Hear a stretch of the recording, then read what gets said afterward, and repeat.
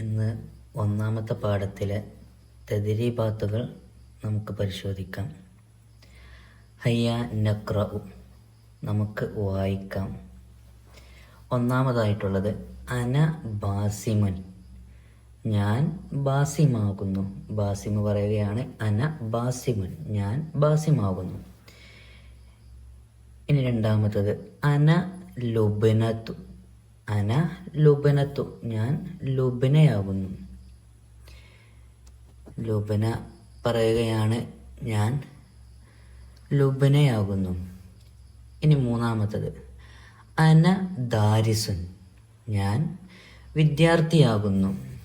ഒരു വിദ്യാർത്ഥി, ആൺകുട്ടിയായ ഒരു വിദ്യാർത്ഥി പറയുമ്പോൾ അന ദാരിസുൻ, ഞാൻ വിദ്യാർത്ഥിയാകുന്നു.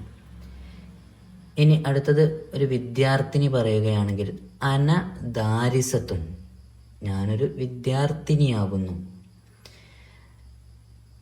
പെൺകുട്ടി, പഠിക്കുന്ന ഒരു പെൺകുട്ടിയാണ് പറയുന്നതെങ്കിൽ അന ദാരിസത്തുൻ എന്നും, ഒരു ആൺകുട്ടിയാണെങ്കിൽ അന ദാരിസുൻ എന്നാണ് പറയുക. ഇവിടെ ഞാൻ എന്ന് ഉപയോഗിക്കുന്നതിൽ അന എന്നതിൽ മാറ്റമില്ല. ആണായാലും പെണ്ണായാലും അന എന്നത് അന എന്ന്, ഞാൻ എന്ന് ഉപയോഗിക്കാൻ പറയുക. ഇനി രണ്ടാമത്തെ പ്രവർത്തനം നെക്തുബു, നമുക്ക് എഴുതാം. ഒന്നാമത്തെ ചിത്രത്തിൽ നമുക്കിവിടെ കാണാം മുയലിനെയാണ്. മുയൽ പറയുകയാണ് അന ഡാഷ്. മുയൽ ഡാഷുള്ള ഭാഗത്ത് നമുക്ക് പൂരിപ്പിച്ച് നൽകാനാണ്.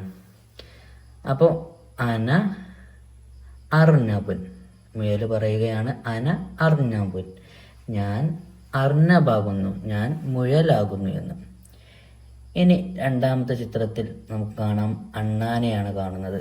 അണ്ണാൻ്റെ നേരെയായിട്ട് നമുക്ക് ഡാഷ് സിഞ്ചാബുൻ, അവിടെ സിഞ്ചാബുൻ എന്നുണ്ട്, അവിടെ വിട്ട ഭാഗത്ത് നമുക്ക് പൂരിപ്പിക്കാനാണ്. അപ്പോൾ അണ്ണാൻ പറയുമ്പോൾ ഞാൻ എന്നതിൻ്റെ അറബി പദമാണ് നമുക്ക് കിട്ടേണ്ടത് എന്ന് നമ്മൾ പഠിച്ചിട്ടുണ്ട്. ഞാൻ എന്നതിന് അന എന്നാണ് ഉപയോഗിക്കുക.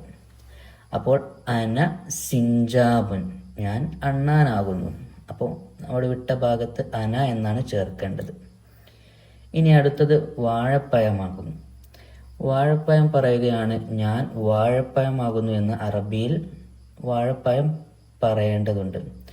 അപ്പോൾ അതെങ്ങനെയാണ് പറയുക? അന മൗസിൻ, ഞാൻ വാഴപ്പഴമാകുന്നു.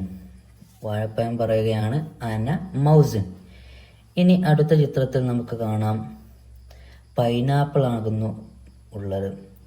പൈനാപ്പിൾ പറയുകയാണ് ഞാൻ പൈനാപ്പിൾ ആകുന്നു എന്ന് അറബിയിൽ പറയണം. അതിന് അന അനാനാസ്, ഞാൻ പൈനാപ്പിൾ ആകുന്നു. അന അനാനാസുൻ, ഞാൻ പൈനാപ്പിൾ ആകുന്നു. ഇനി അടുത്ത മൂന്നാമത്തെ പ്രവർത്തനം ഖുർആനിൽ നിന്നുള്ള ചില ആയത്തുകൾ, അന വന്നിട്ടുള്ള ആയത്തുകൾ ഓതി നോക്കാനാണ്. ബിസ്മില്ലാഹിർ റഹ്മാനിർ റഹീം വഅന മിനൽ മുസ്ലിമീൻ